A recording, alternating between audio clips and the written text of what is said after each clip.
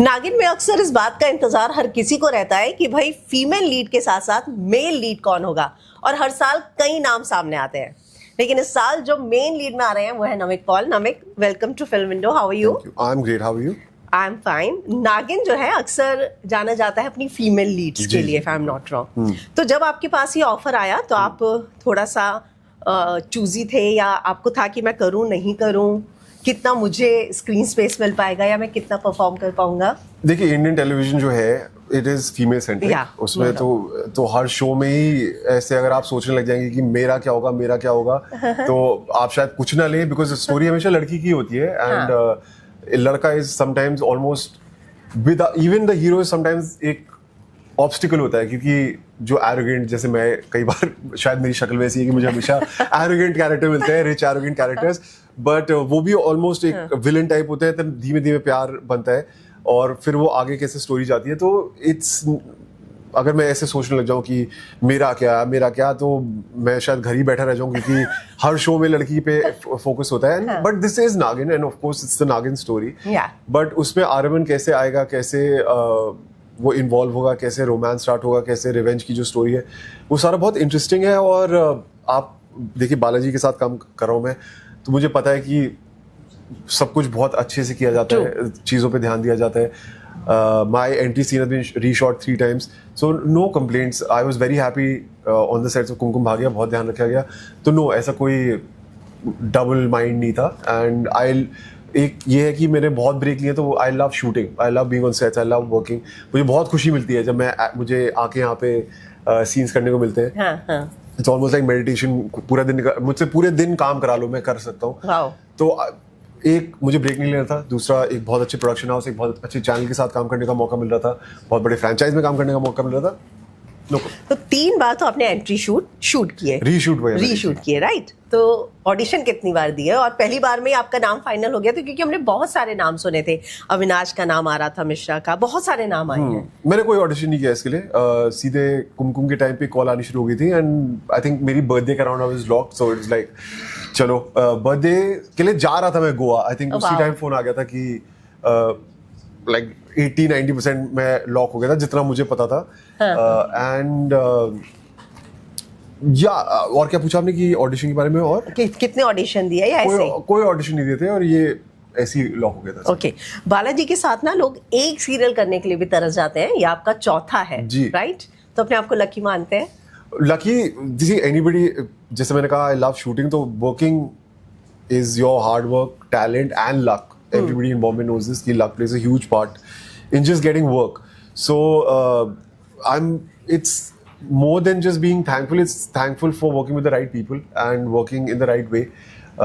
सही चीज़ों पे ध्यान दिया जाए, अच्छे से प्रोडक्ट बनाया जाए, लोगों को एंटरटेन करने की पूरी कोशिश की जाए, जो यहाँ पे हो ही रही है। उसके लिए मैं ज़्यादा थैंकफुल। ओके। प्रोमो में ना करण कुंद्रा भी है, तो ऑडियंस कंफ्यूज हो रही है कि करण भी बहुत कंफ्यूज हो रही है, क्योंकि वो हमारे ट्विस्ट एंड टर्न्स का एक पार्ट है। लेकिन मैं आपको नहीं बता सकता, ऑब्वियसली मैं आपको पूरी नहीं बता सकता कि क्या रोल है, कैसे वो इन्वॉल्व है। और भी कई सरप्राइजेज हैं शो में आपके लिए। तो शो देखिएगा, 27 दिसंबर को आ रहा है, सैटरडे संडेज 8 PM, नागिन। और सिर्फ ये एक आपका क्वेश्चन नहीं होगा, और भी कई छोटे छोटे चीजें डाली गई है जो आपको मजा, जो ऑडियंस को बहुत मजा आएगा। ओके। आपकी फेवरेट नागिन इतने सारी जो आई हैं 6-7, उसमें आपकी कौन सी रही है? 6 तक, सॉरी 7 तक। हाँ, 7 तो मेरी है, मेरी हीरोइन। बट वो तो आपको प्रियंका ही बोलेंगे, तो प्रियंका छोड़ के कौन सी फिर? Mouni Roy, because she is the original Naagin. And जब मेरा पहला शो मैं कर रहा था, उस टाइम नागिन का जब आया था, आई रिमेंबर फिल्म सिटी में हम लोग फिल्म सिटी में कहीं शूट कर रहे थे, उनकी टीआरपी आई थी, everybody like oh my god, like क्यों रिकॉर्ड ब्रेकिंग टीआरपी थी उस टाइम के लिए, बिल्कुल ही। And it just took off at that, मतलब सबको ऐसे हवा सी हो गई थी नागिन की, नागिन आ गई है। And she is done great things ever since, so OG Naagin and then my Naagin. You believe in supernatural things? I don't believe in supernatural things. I think energy, doing the right thing, karma, इन सब चीज़ों में थोड़ा सा believe करता हूँ, अगर आप उसे सुपर नेचुरल मानेंगे। But I don't believe in ghosts and stuff. Okay. हमने जो केमिस्ट्री देखी ईशा प्रियंका की, अमेजिंग लग रही है। तो मुझे ये बताइए, जब ये 2 बहनें जो मुझे लग रहा है कि रियल लाइफ में भी बहने ही है, जी, जी, जी। है ना? तो आपको कितना भाव मिलता था? मुझे भाव मिलने की नौबत नहीं आई क्योंकि मेरे इनके साथ सीन ही नहीं लगे, लेकिन जो भी थोड़े बहुत सीन लगे, ये दोनों आपस में बहुत मस्ती करती रहती है, इनका अपना ही कुछ गॉसिप चलता रहता था। But Aryaman has not very really interacted with Isha's character, उनका ज्यादा पूर्वी के साथ रहा है जो प्रियंका का कैरेक्टर है, तो ऐसा वो पॉइंट ही नहीं आया। बट यस, उन दोनों की बहुत अच्छी बॉन्डिंग हुई है एंड इट्स बहुत हंसी खेल में निकालती है, जबकि उनके काफी हैवी सीन्स भी है इस शो में। आखिर में जब शो का पहला प्रोमो आया था, जब प्रियंका को इंट्रोड्यूस किया गया था, तो लोगों ने बहुत सवाल उठाए थे। एक अगर मैं कहूँ तो नेगेटिव या ट्रोलिंग भी बहुत हुआ था। जितना पॉजिटिव था उतना नेगेटिव भी था। तो आपका इस पर क्या टेक है?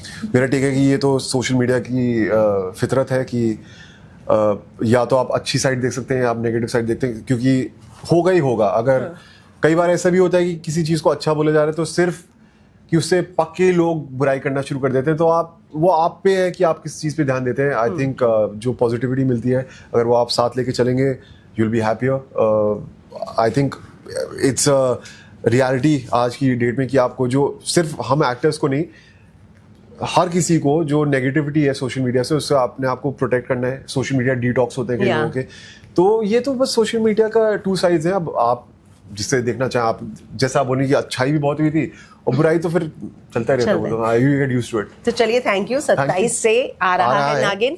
आर्यमन को अगर मैं चैलेंज करूँ, एक हेडलाइन देनी है नागिन को लेके, जर्नलिस्ट।